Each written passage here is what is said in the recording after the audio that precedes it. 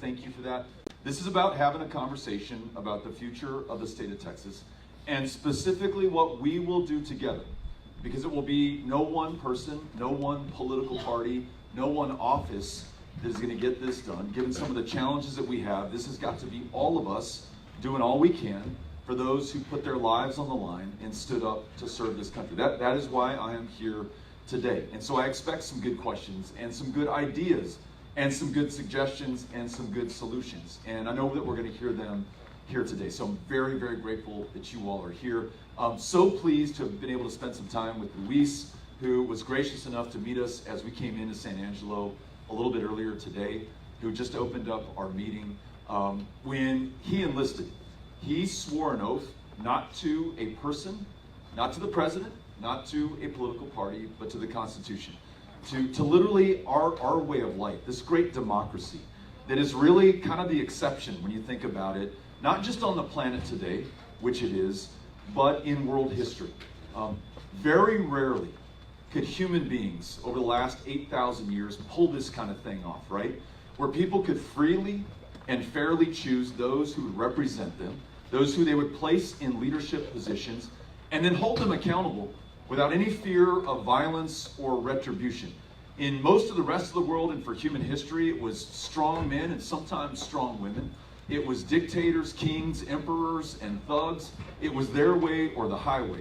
The fact that we can pull this off right now, más o menos, peacefully, democratically, legitimately decide the outcome of these elections and the course that our country will take is exceptional. And it's only made possible by the women and men who have stood up over the centuries here in America to say, I willingly put my life on the line to defend this democracy and to expand it and to make sure that my fellow Americans, even if they never serve a day in uniform, are able to live this life that I swore an oath to. That's what brings us all here together right now. Because in this great state, despite the service provided by so many veterans and so many military retirees, we are not fulfilling our end of the bargain, at least not yet and not fully.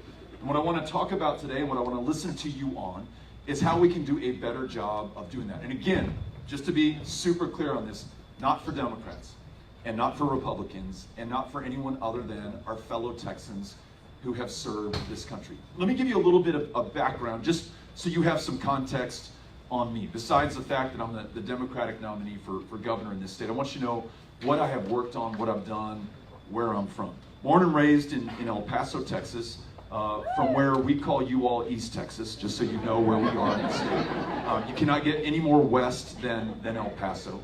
Fort Bliss is there, 32,000 active duty service members. Now the 1st Armored Division is there, and a whole hell of a lot of military retirees and veterans who have separated, and maybe they were from Illinois or Florida, came to El Paso, loved the dry desert air, the Rocky Mountains, the Chihuahua connection to Ciudad Juarez. That's where they wanted to put their roots down, and we love that they're there. I think it's like 80,000 veterans in the catchment area that our VA serves. When I was in Congress, I asked to be placed on the House Veterans Affairs Committee, where I served for every single day. I was there for 6 years. Every day of which, by the way, I was in the minority. I was a Democrat in a Republican-controlled institution. For the last 2 years that I was in Congress, Donald Trump was our president. So Republicans controlled every lever of power in the federal government. And yet I had this obligation, this responsibility, and this deep drive to serve the veterans that I represented in the 16th Congressional District back in El Paso, where we had some real problems. Primary among them, it was really hard to see a mental health care provider in El Paso. Out of 148 mental health care facilities throughout the VA network, we ranked 148th in wait times. And I remember at the beginning of my campaign, of my race for Congress in 2012, I was knocking on a veteran's door in January of that year, and he said, Beto, if you want to help me, you're going to fix the VA, because I just got off the phone trying to make an appointment to take care of the PTSD that I brought back with me from Vietnam more than 40 years ago. And they told me to call back next year. Mind you, this is January, because all of our mental health care appointments for the calendar year 2012 are already filled. Of course, I thought this guy was pulling my leg. I thought he was just an angry, old, ornery Vietnam-era veteran, and this is just the way that he talks. No, sure enough, as I listened to other veterans and their spouses and their widows and their widowers, I learned that we had a real crisis on our hands in El Paso. And when we looked at the statistics and the facts and the figures, we were at the very bottom of the barrel. We had to turn that around. We put pressure on the administration of the local VA. In fact, we got the director replaced with someone who was going to get after it and make their unique and sole focus the veterans that they were supposed to serve. We worked with Texas Tech Health Science Center and created a public-private partnership where their psychiatrists and psychologists and therapists could take care of veterans at the VA, or those veterans from the VA could go to their facilities in central El Paso. We enlisted private providers in the community. We said, listen, I know the reimbursement rate sucks from the VA when you're taking care of a veteran, but I know that that's not why you practice medicine. And I know that you want to help these men and women who are going without right now and are taking their lives at a frightening rate. How about it? Would you join us?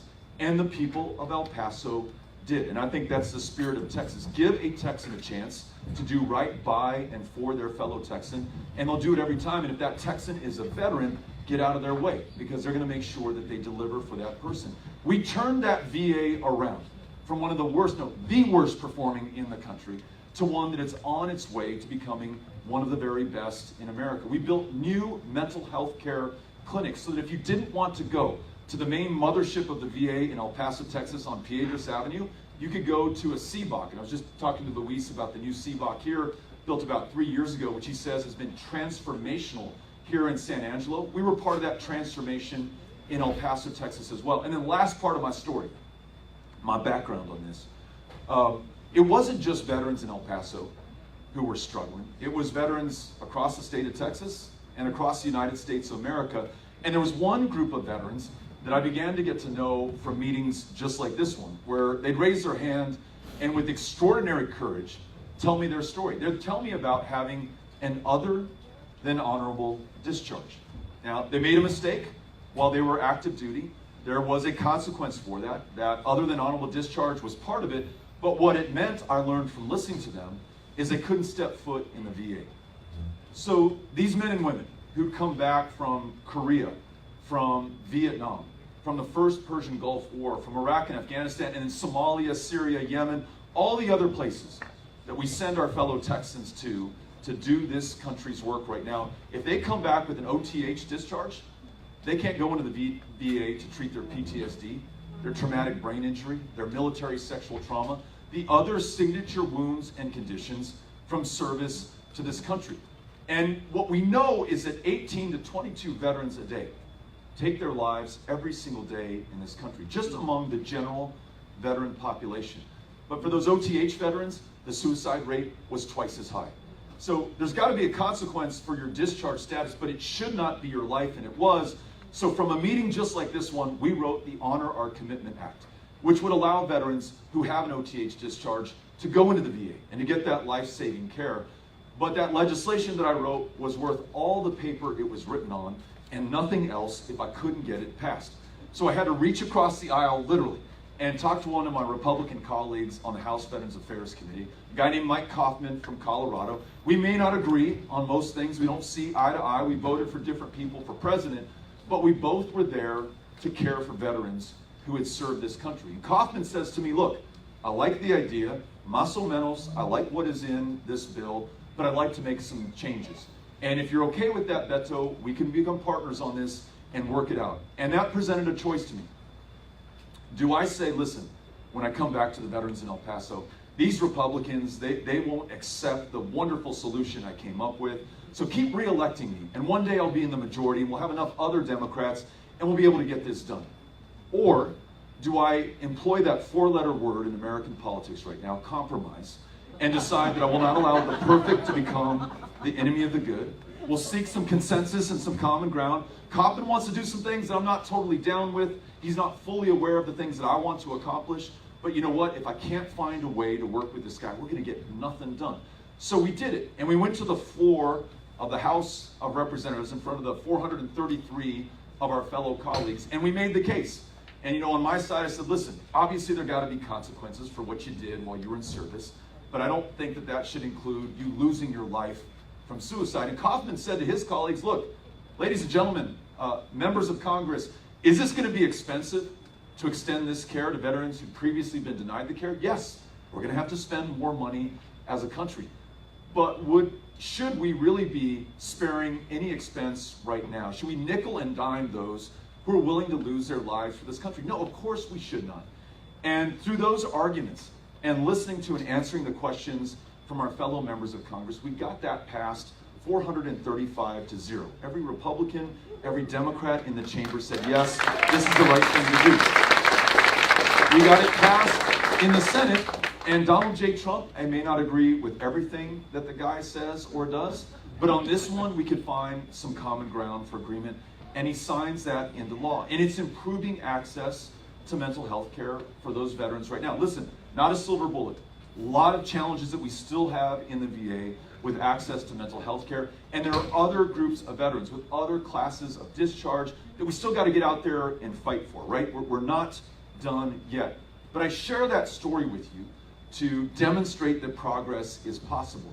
And if you think that this state is too divided and fractured and polarized for us to get something done better than what we're doing right now for veterans going forward, let me just tell you, I've been in that environment in the past. I've been a lowly member of Congress against the vast majority and a president of another party, and we still found a way to get it done. As Luis said when we were walking, he says, listen, I'm not about the party stuff.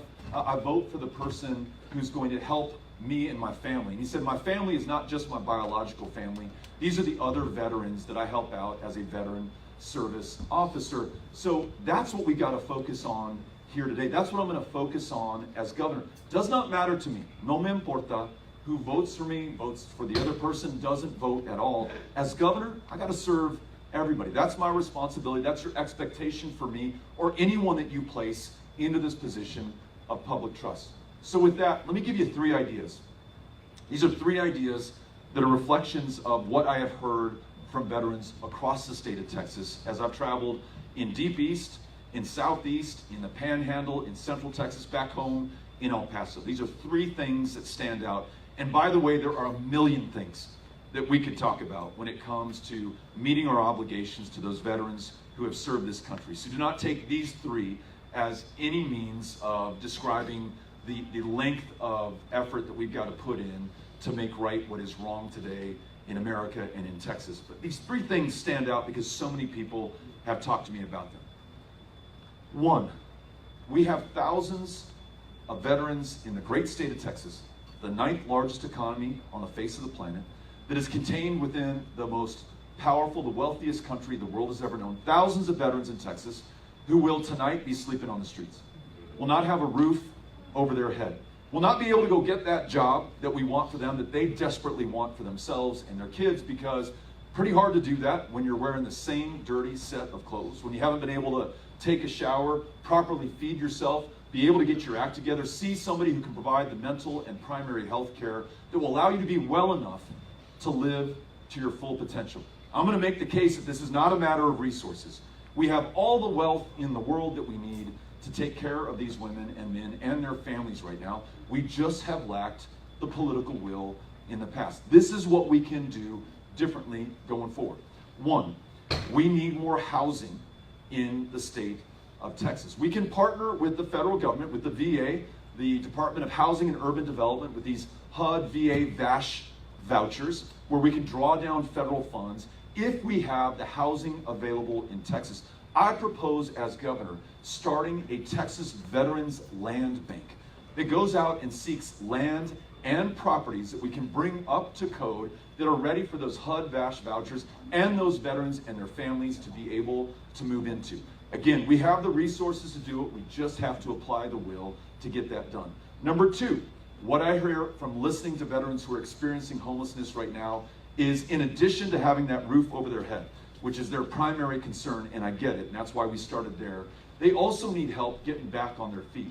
So full wraparound services from the state of Texas, mental health care for those who are struggling with it right now, and in some cases, buying street drugs to be able to medicate themselves, primary health care, career counseling, and whatever else they need to get right to be able to stay in that house consistently and permanently. Good for them and good for their families. And the third thing on ending veterans homelessness in the state of Texas is making sure that we do something about property taxes. You all received your home appraisals pretty recently. We received ours in El Paso. And hopefully you were sitting down when you opened up that letter. We're seeing 50% plus increases in appraised value across the state of Texas right now. What that means in a state that relies overwhelmingly on the property tax to fund your local government, your schools, your city, your county, your local hospital, is that your taxes are going through the roof as well. Now, for those veterans who have 100% service-connected disability rating, we're grateful for their service. They get some relief on their property taxes, but below 100%, they really don't, and they're struggling. And what we know from the VA experience for too many of our veterans is something that you all have heard of, and I hope you haven't experienced, but if you did, we got to change this, and that is deny until you die. You go in with the proof of your service history, all the records, all the forms that you need, your medical conditions, and then you got to connect the two. You got to say, the reason my knees are blown out is because I was jumping out of airplanes for 18 years. The reason my back is broke is because my Humvee got blown up and I was thrown 30 feet in the air and I landed on that thing and I cannot work right now. I cannot earn an income. I heard these stories thousands of times, especially in El Paso, but across the state of Texas. You may only be able to get that 20% or 30% or 40% rating. Really, you should have and deserve 100% rating. I want to make sure that that's reflected in the tax code in the state of Texas and that we provide some relief even if you don't have 100%, because too many veterans have told me that they're being taxed out of their homes right now without the ability to provide the income to pay that ever-increasing tax bill in the state of Texas. So those three things, improving housing in part through a veterans land bank, full wraparound services, and reducing the property tax burden for veterans and their families. And I want to make this point super clear, because as Luis will attest, it is not just the person in uniform who has served this country. It is their entire family that has put their lives on the line and very often on hold to serve America. So we want to make sure the entire family benefits from this. Second big issue that I want to lay on you is mental health care and suicide reduction. Suicide is not a comfortable thing for us to talk about. But if we fail to face it and confront it, I guarantee you we'll never make it better. And we're losing too many of those who serve this country absolutely unnecessarily. So there are a few things that we can and should do. And I want to share those with you. And then again, I'm very open to what you have to say. I want to make sure that we get you into this conversation as well. I mentioned some veterans who are buying street drugs right now. And that's not where they started. That's not what they want to be able to do. But from listening to veterans who've approached me in meetings like these, I've heard stories about being prescribed an opioid when you come back from service. And that opioid, as we all now know, you can become addicted to. And if you're addicted long enough, that thing will kill you. The VA recognizing that, and in a way only the VA could do, and present VA employees excluded, this comes from the top of the ship in Washington, D.C., the VA will cut you off cold turkey without any therapy or medication to replace it. So to have somebody come to a meeting like this and say on the microphone in front of everyone, Beto, I want you to know that I'm buying heroin on the streets of El Paso right now because it's the only way that I can treat the pain and the suffering that I have, that I incurred in service to you, Beto, and to everybody else in this country. You got to help me out. And one of the things that I hear from these veterans that would help out is making sure that cannabis or marijuana is legal, at least at a minimum for those who served this country. When they tell me this is the one thing that allows me to sleep at night, that makes my conditions bearable, that increases my appetite so that I can actually sustain myself and live this life, that's all I need to hear to know that we should make marijuana legal in the state of Texas, and at a minimum for those veterans right now who are considered criminals in the eyes of the law and can and will and have done jail time for possession of a substance that is legal in most of the rest of the country. Related to this are the veterans courts that we see springing up across the state of Texas. This is a great innovation, but we need more of them. We only have 25 veterans courts in a state of 30 million people. What this means is that if you as a veteran tangle with the law but the underlying issue is a substance abuse disorder or a mental health care problem. We defer your adjudication through a veterans court, where instead of going to jail and then to prison and having a record that you have to explain to every employer every time you try to take out a student loan, that judge helps you to get back on your feet and to get the treatment that you need and the care that you deserve. That'll go a long way to addressing some of the crises that we have in mental health care and in suicide in the state of Texas. We want to do everything we can to bring that suicide rate down and down and down every single year. As I said at the beginning, we got to focus on it, we got to talk about it, we got to hold people accountable who are in positions to do something about it until we achieve that. Otherwise, we're going to continue to lose these veterans in our communities. And Luis and other veteran service officers all across the state of Texas are going to keep going to these funerals, keep talking to these widows and widowers about what we could have and should have done. No, in Texas, we are going to get that done. Last point that I want to talk about, and this affects primarily the more recent veterans who come back from Iraq and Afghanistan. And this is the burn pits issue. But before I talk about it, let me recognize the Vietnam era veteran. Because he and she came back to this country more than 40 years ago, 50 years ago, not to ticker tape parades, not to pats on the back, not to thank you for your service. At best, indifference and shrugs. At worst, veterans being spat upon and disrespected for doing exactly what their country asked them to do. They put their heads down, they raised their families, they created businesses, they worked tough jobs, they helped to prop up VFW posts just like this one, and they are on the front lines right now of helping the current generation of veterans, in part because of how they were treated before. And those Vietnam era veterans made a vow to themselves and to each other: we will never allow a future generation to receive the disrespect and treatment that we have received. So I want to thank them for what they have gone through, what they're able to make happen right now, and to acknowledge this. Many of them, if not most of them, were exposed to a deadly toxin that we know of as Agent Orange.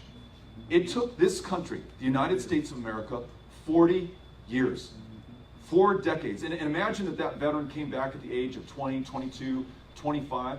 That person was in their 60s by the time this country finally said, you know what? Your exposure to Agent Orange is probably the reason that you're sick right now, and that you have these cancers that are otherwise inexplicable. And we are now going to do our part and treat this as a presumptive condition. If you were in Vietnam, we're going to presume that you're exposed to Agent Orange, and we're going to pony up the money that it takes to take care of you and to give you the treatment and the surgeries and to keep you well. Obviously, we lost a lot of veterans in those 4 years in the interim before we did the right thing. But those Vietnam era veterans, along with the IAVA generation of veterans, are making sure that we don't do that now. So on this issue of burn pits, which I know everybody knows this, but just to repeat the point, these are where we are burning toxins, plastics, trash, body parts, medications, chemicals. God only knows what is in the smoke that is being inhaled by service members in Iraq and Afghanistan still right now. And again, we're deployed in many other countries around the world where this is taking place. Those veterans come back and they share with us, listen, I don't feel right, I can't breathe, I don't have the lung capacity, I'm developing some cancers that just do not make sense, I need your help right now. And much as this government did to the Vietnam era 50 years ago, the government initially said, you know what, that's not our problem, that's yours, good luck, go deal with it. But we have a federal bill right now that is very close to being passed called the PACT Act that will force our federal government to fully fund the care for these veterans so we don't treat them the way that we did that Vietnam era generation. I hope that that bill passes, but hope is not a solution. So I want to make sure that we all organize as Texans, as governor or as a candidate, does not matter, and make sure that we continue to push our federal representatives, Republicans and Democrats alike, to get this across the line so that the president can sign that into law. In addition, y además, I want to make sure that we do this. We stand up a full burn pit registry right here in the state of Texas. We fully fund it so that if the federal government does not do their job, and we cannot always count on them to do that, we can connect those veterans from Iraq and Afghanistan and other theaters of war and combat to the care that they need. Unique, specialized care that you will not necessarily need from other generations of service. And then last thing on this point, I had a chance to meet a spouse of an IAVA era veteran, DPS trooper, who was exposed to burn pits and is unable to work the job, his dream job that he signed up for, was perfectly willing to do. Another example of public service, this guy going out every day as a trooper, putting his life on the line for this state and this country. But decreased lung capacity, other problems and pain that he has, he can't do the job as he originally signed up for, so he asked for some accommodation. Can you put me at a desk? Can you give me something else? I just want to be able to serve this state, but I can't do it the way I originally intended to do because of the sickness that I have from serving my country.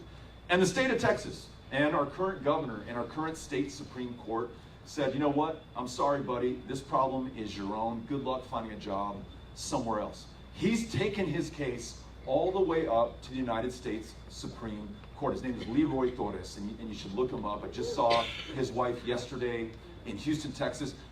I first met when I was on that House Veterans Affairs Committee in Congress. She took herself all the way up to Washington, D.C., 2,000 miles away, to testify before us to make sure that we understood what was happening to her husband and countless other veterans who've been exposed to these burn pits. So I want to make sure, learning their story as governor, we make every possible accommodation for every veteran for any injury that they have so they can continue to serve in whatever capacity will allow them fulfillment and benefit to the people of Texas.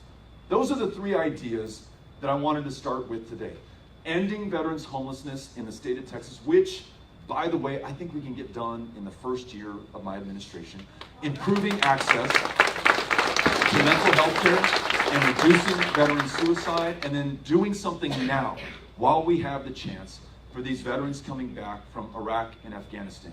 I invite you to be part of this conversation now. And I know there are a lot of issues that I left untouched. Issues like, can we make sure that women are getting commensurate care, given the fact that they're putting their lives on the line right now? And I'm hearing back from far too many women, they're not getting the level of service and care that they've earned and that we owe them, given what they've done for this country. I'm open to your questions and thoughts about our National Guard members who have been involuntarily activated, 10,000 within a week's notice, asked to leave their families, their community, and their jobs to be deployed on the border. We've lost 7 of them so far over the last 6 months. I want to get your thoughts on that as well. And any other issue under the sun. Our focus today is obviously on veterans issues, but if you have a question about something else, of course I'm here. I don't get to San Angelo often enough. I want to make sure that I'm accountable to you right now. So I welcome your questions on those issues as well. Luis, thank you for kicking us off. Thank you all for being here. And to our friends at the VFW, thank you for opening the hall. Looking forward to the conversation. Gracias. If you raise your hand, I will come to you. If you have a question, just raise your hand and I will make my way around to you. And for those who are conscious and conscientious about public health, Cynthia's got an alcohol swab and she's wiping down that microphone so you don't get any of my germs or anyone else's, and she'll do that in between each question. All right, who has the first question? Here we go, right here. This isn't about veterans, but I'll be 70 years old next year. And I can remember, I'm a 5th generation Texan. And I can remember a time when Texas was a really cool, progressive place. And I want you to be governor really bad, because what we have is bad. But even if you get elected governor, you have to deal with the state legislature that's as crazy as Abbott.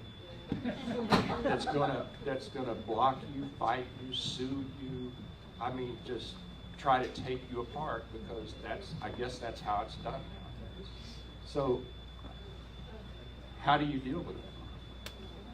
Appreciate the question. And I'm struck by the fact that today we're talking on things that it's going to be hard to find the Republican, the Democrat, or the Independent who's going to argue the point for us or against us, right? Who's going to raise their hand and say, you know what, I don't want to reduce veteran suicide. I don't want to end veterans homelessness. I don't want to help those veterans coming back right now from Iraq and Afghanistan. I also think, to your point, it's the perfect contrast to the people who are in leadership right now. They are hell-bent on dividing us based on our differences.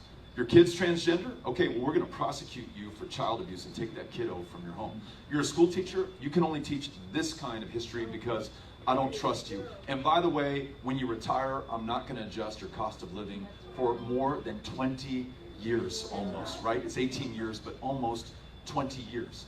the division over abortion, this proposed Don't Say Gay bill, these culture war issues, you don't have to focus on that stuff. It's the choice of the governor. You call the tune and the agenda for the legislature. You could make it about helping veterans or improving public education by supporting our public school teachers and paying them enough so that they don't have to take a second or a third job just to make ends meet. You could expand Medicaid, which every one of our border states, Louisiana, Arkansas, Oklahoma, New Mexico, most of them with Republican governors have chosen to do. It would bring $10 billion into this state every year. That is your money that you sent to DC in federal income taxes. We just want it back in our communities to hire more providers, to ensure that the county jail system is no longer the largest provider of mental health care services in the state of Texas, which it is today.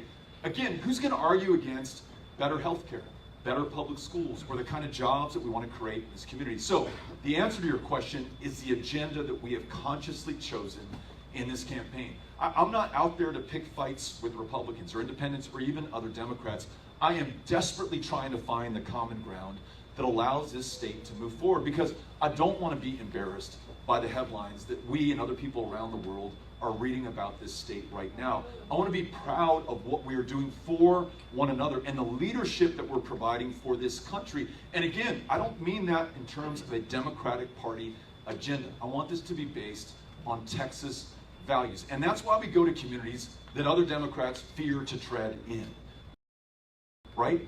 If Democrats don't come to San Angelo, or where I'm going to be later today in Abilene, that liberal, spot on the map. You know what? If Democrats don't show up, Republicans don't have to show up, because they have no natural competition out there, right?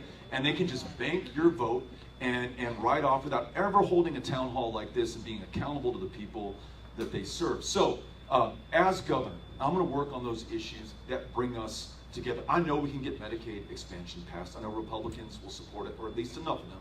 I know that we can improve funding for public school teachers, because as badly paid as the teachers are in an overwhelmingly Democratic majority city like El Paso, and they're badly paid, they're paid even worse in those counties and communities that are represented by Republicans. And I know Republicans love school teachers just as much as Democrats.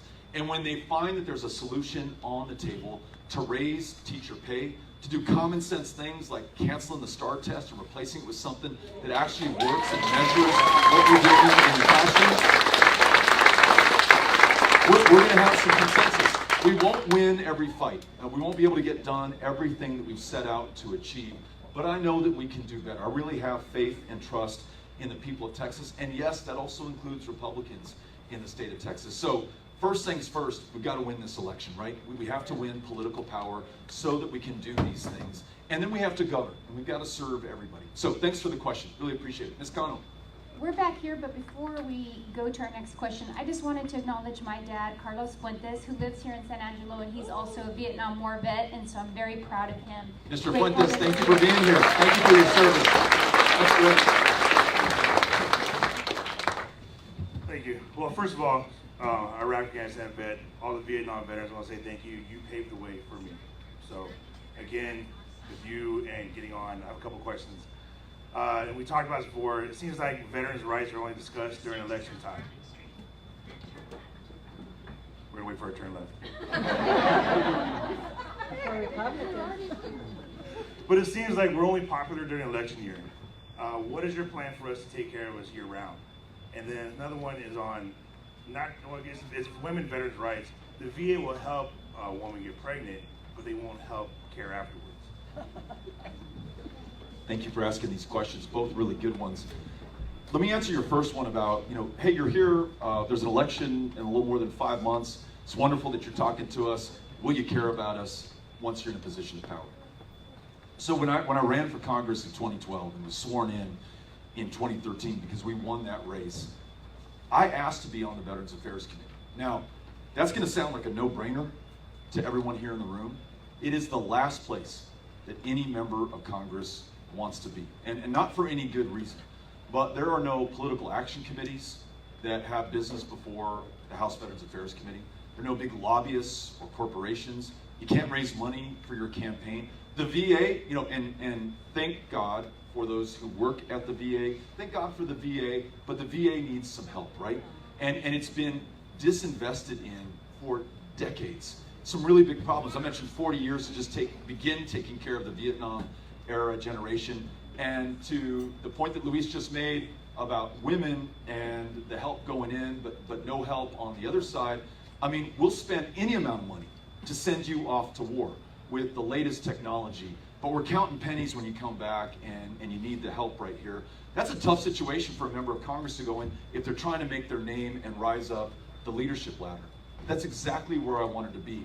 And to give you an idea of what a political wasteland the House Veterans Affairs Committee was, in my first year, and I think in my first months, I was the third most senior member of that committee, because as soon as people got on, they wanted to get off onto the Energy and Commerce Committee or Ways and Means, or the ones where you go raise money and raise your profile. No, I wanted to be there because I had business to do for the people who had elected me and were counting on me, and I held a town hall meeting like this every single month in the community. And I had a healthy dose of fear in my gut. How am I going to go back and face Mr. Fuentes? Because he just told me about these veterans with the other than honorable discharge status. I better come back to him with some answers. And if I come back to him with politics or lip service, that guy's going to vote me out. Or more than that, I just fear failing this guy.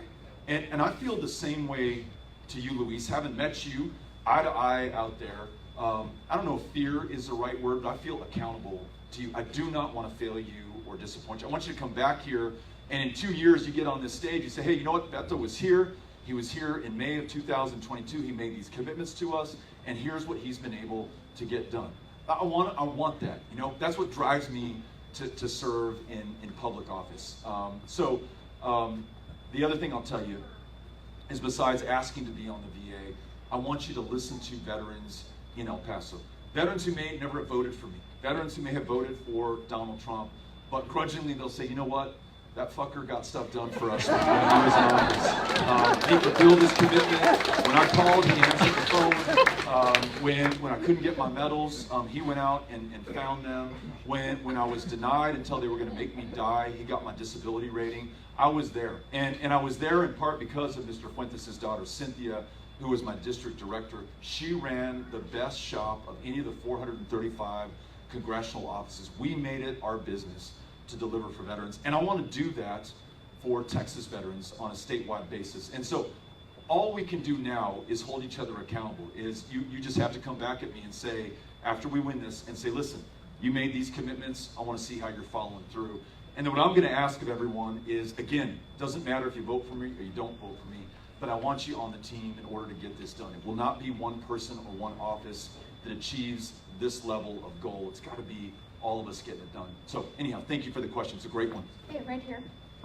So, hi, Beto. Hi there. I was your old substitute teacher in El Paso, and I just want to tell everyone that I've known this Ben since he was probably 16, and he is a true, honest, and it's hard to believe, honest, and that's one of your problems, and my husband told me to tell you this. He said, tell Beto that he's, already 50% of the population of Texas is, don't take away my guns. And I know, and he knows because he has a brain, that you're not going to take away people's guns, but that you need to be more explicit about explaining the gun laws that can help us reduce the number. And that thing in El Paso, the shooting out there was horrendous, but it's happening all over the country. So if you could address the gun law situation. Thank you. Thank you. I want to thank you for... And my name is Kelly Morris. Ms. Morris. Ms. Morris, I want to thank you for your dedication to public service.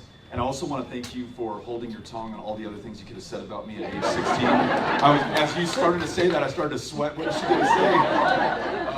Tell Arlo hi. I will. That's awesome. Yeah. Arlo was my best buddy at El Paso High. He's now living in LA, and we're still in touch. And to your husband's point about being too honest, and please indulge me, and I'll try to be as succinct as I can, but this is an important one, and it's on your mind, it's on my heart, and let's talk about it. And we won't all agree at the end of this conversation, just to give you the end away. I remember being in Wichita Falls at a meeting just like this one.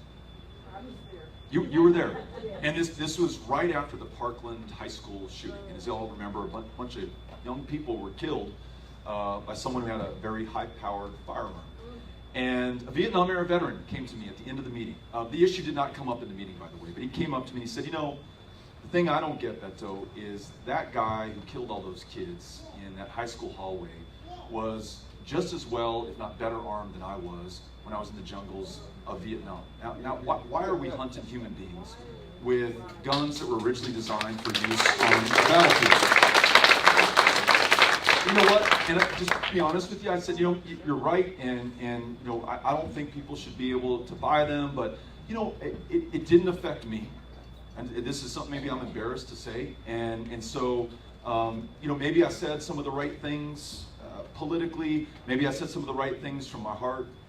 When 23 people were killed in El Paso in 2019 by a guy who drove to town with an AK-47, intent upon repelling the invasion of Hispanics, which he said were coming to take this state over politically and to replace him as a white man. Some of the language that has been used by those in the highest positions of public trust, the former president for one, some in very high positions of public trust in the state of Texas right now. And I immediately flew home. I happened to be in Nevada at the time. And I flew home that day, August 3rd, 2019, and I drove right over to University Medical Center, which is our public hospital and the level 1 trauma center in El Paso. And man, it was overwhelming. So many people had been shot, 23 people would die, but so many more had been shot, and the place was overwhelmed. And I happened to be on the plane back from Nevada with a young man who was also flying back to El Paso because his mom had just been shot in the chest. His aunt had been shot, and she would later die of her wounds, and his grandmother had been shot. She would luckily survive. And he said, Beto, I want you to come with me to UMC. We went into his mom's room in the intensive care unit. She had every manner of wire and tube and everything snaking through under her hospital gown, into her body, keeping her alive. And this is true Texas and El Paso spirit. She was like trying to make sure I was okay. She's like, are you comfortable in my room? And I just want to make sure she was going to live and she was going to survive. I go back out into the waiting room, and you know, people recognize me. I've been the congressman in El Paso for 6 years. I've been a city council member. And this woman comes up and she says, my husband Luis is on the operating table. He's been on there for 8 hours. I don't know if he's going to survive this. But will you just tell me, Beto, why anybody needs a weapon like this one? And that question haunted me. Because I told her right away, I said, no, nobody needs a weapon like that. And I went home and I thought about it. I talked to Amy, my wife, and I listened to Amy about this, and thought about my kids, who for those of you who have kids, that you know, my kids are my conscience. And I may win or lose this race, I'm always going to have to face them and answer for what I've done or failed to do when I had the chance to do something. And I just took the position that may not be politically popular, may be too honest, that not only should no one be able to purchase an AR-15 or an AK-47 because they're designed to kill humans, and that high-impact, high-velocity round will just tear up everything inside. You'll bleed out before we can get you back to life. But I don't think that the people who have them right now in civilian use should be able to keep them. And listen, let me just say this. Many of you own AR-15s and AK-47s, and I know you own them responsibly. I hope that you keep them locked up if you have kids in the house, so that they don't use them against themselves or against their friends, or you know, take them to school. And I recognize that we can come to different conclusions on an issue that really matters to us. But I want you to know why I came to the conclusion that I did. Losing 23 people in your community in a matter of minutes with a weapon like this will do something to your thinking on this.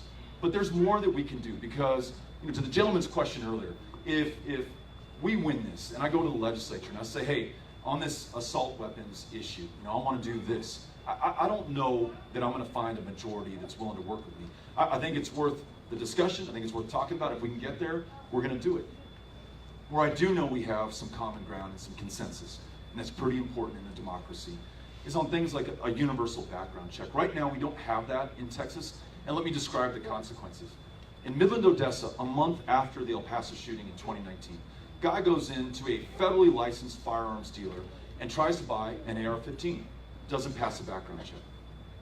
Because we don't have a universal check in Texas, he finds a private seller and buys that very same weapon out of the guy's trunk, takes it, and goes on a shooting spree throughout Midland, Odessa, and murders 8 people in that community. Shot a baby girl right in the head. She miraculously survived that, but 8 others did not. Universal background checks could have stopped that shooting. Another idea, raised by a mother whose daughter was killed at Santa Fe High School in 2018. What about a safe storage law?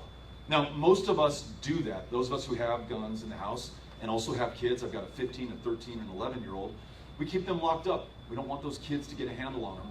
Though we have trained our kids not only how to shoot, but the responsibility that comes with owning a firearm. The same way I was taught by my Uncle Raymond, who was a sheriff's deputy in El Paso, Texas. And it was his pride and joy that he won the Sharpshooters Award from the El Paso County Sheriff's Department. And he wanted to make sure he imparted those values to us as well. Well, Rhonda Hart, who lost her daughter at Santa Fe High School in 2018, she says, look, it should be the law of the land that if you have these firearms at home, that you keep them locked up. If you have kids in the house, that they can't get their hands on them. How many stories have you all read about a kid who finds a gun and accidentally shoots himself in the head, or shoots their baby sister, or shoots their mom? It breaks your heart. And listen, we care about our fellow Texans. We want to make sure that they're okay. That one makes sense.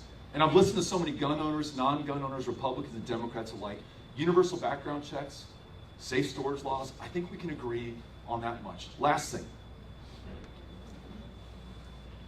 The governor of the state of Texas, after the El Paso shooting, after the Midland Odessa shooting, after the Sutherland Springs shooting, after the Santa Fe High School shooting, 4 of the worst mass shootings in U.S. history have taken place in this state in just the last 5 years, has done nothing to improve our safety or our security or get us back to, I'm a 4th generation Texan, back to the tradition that we have in Texas of responsible gun ownership. Sheriffs, police chiefs, law enforcement begged him not to sign something known as permitless carry into law in the state, because that will allow anyone to carry a firearm in public. And listen, I'm okay with that as long as you have a license to carry. But permitless carry means you don't go through a background check, you don't have any training, there's no vetting whatsoever for that person who's now armed and loaded on our streets. 35,000 licenses to carry a firearm were denied in Texas over the last 5 years because law enforcement deemed these people too dangerous to themselves. They might take their own lives, or they may take the life of their spouse or their child or their classmate or their colleague. 35,000 times they said, you know what? We love our license to carry law, we love our guns in Texas, but we also love our people and we're going to protect them. 35,000 times. Now, all 35,000 of those people can and probably are carrying guns right now on our streets, as are the tens of thousands who knew better than to ever apply for a license to carry because they never would have passed the background check in the first place. I want you to remember that when this issue starts to heat up over the course of this campaign. Yes, I've taken a position that maybe some, maybe most in Texas don't agree with. But to your point, or to your husband's point, if nothing else, I owe you my honesty and my candor, and you'll always have that from me. I have the courage of my convictions. I know what I think. But this governor, maybe to score political points, maybe for money from the gun industry, I do not know, has put the lives of those members of law enforcement on the line, as well as the general public. We now lead the country in the number of officers gunned down right here in this state, and we have seen a predictable spike in gun violence in the state of Texas. I know that everything that I just said will not fit on a bumper sticker unless it's like 3-point type. But it's important that we have the full context, because if we're going to run government in this great democracy on slogans and bumper stickers and what the NRA says we can or cannot do, then we're going to continue down this same path. I know that we can do better, but it requires dialogue. Thank you so much. And thank you for helping me when I was 16 years old as well. Appreciate that. All right, I have time for 2 more questions back here. I have one question for you, sir. How much money is George Soros funneling into your campaign? None that I know of. We have more than 200,000 unique contributors, and it's all public information. So we publish that. You're welcome to look at it, but as far as I know, I have not received any money from George Soros. Thanks for asking. Yeah, appreciate Okay, it. same area back here. This is going to be our last question. Hi, you were talking earlier about the VA in El Paso and being at the bottom. They're at the bottom again. So wait times have increased because the VA went against the Mission Act that was signed in 2018 under President Trump, that the VA was going to help us to get care sooner. If they couldn't, then they would give us the ability to go outside the VA. So when in 2020, when the pandemic hit and the VAs closed their doors, a lot of them, and then they closed off the veterans from going outside the VA for their mental health, that's when our suicide rates again went up. So the VA gets money thrown at them. They have the funds, but they're not utilizing it to fit the veteran. A lot of bonuses are getting done with the higher ups. So how, as Texas, are we going to get those funds down to our Texas veterans so our ability to get care is increased and the top dogs are not getting their bonuses? Thank you for this question. Here's an idea that I have. As you know, we have a pretty good state Veterans Commission, the Texas Veterans Commission, and I know from talking to colleagues from other parts of the country, it's kind of the envy of some of these other states. And we're grateful for everyone who works at TVC. But TVC, I don't think, is up to the task that you just described, which is the disconnect between the care that veterans need and have earned and that they are owed, and the care that the VA is willing to connect them with, whether at the VA clinic or, as you just suggested, through private care that the VA should be able to facilitate. So here's my proposal. TVC may not have the resources, but the Texas Department of Health and Human Services, the HHSC, the Health and Human Services Commission, they do have the resources, which we can also plus up. And we can start, and this is something that I want everyone to jump in on the discussion over the next 6 months. We could start a registry or an intake or a case management program. If the VA is unable or unwilling to do it in El Paso or San Angelo or wherever we have the problem, then let's make it the state of Texas. We still draw down VA dollars for the care that's received, but we just do some of the case management that they're unable or in some cases incapable of doing. I know that you remember the waitlist manipulation scandal that we learned about in 2013, where in Arizona, and I guarantee it was happening in Texas as well, you'd call the VA, you'd get on a wait list, they'd put you down, and they'd put it in a drawer, and they would never look at it again. And they would juice the numbers. They would report back to VA headquarters in DC. You know, we have a 10-day wait list, when in reality, people were waiting so long that they were dying without getting the care that they needed. If we have these kind of problems, and it sounds like from your description we do right now in parts of Texas, then allow the people of Texas to step up with the HHSC. So would love to work with you on that. I'm grateful that you brought that to my attention about wait times that you're seeing in El Paso, and I think you just said wait times that you're seeing in San Angelo as well. Thank you very much. Appreciate it. Thank you, everyone, for coming out here today. Our gratitude to the VFW for hosting, Luis for kicking us off, and each and every one of you for coming out right now. We're going to hang out here for a few minutes just to shake hands and say hello to anybody who would like to say hi or grab a picture. I definitely want to get one with my substitute teacher from El Paso High so I can send it back to my classmates. Listen, let's keep this conversation going. As Luis said, it cannot just be about elections. It cannot just be in this year. It's got to keep going on until we get this done and get the things that are broken fixed. So you've got my commitment to do that. Thank you all for coming out today. Adios.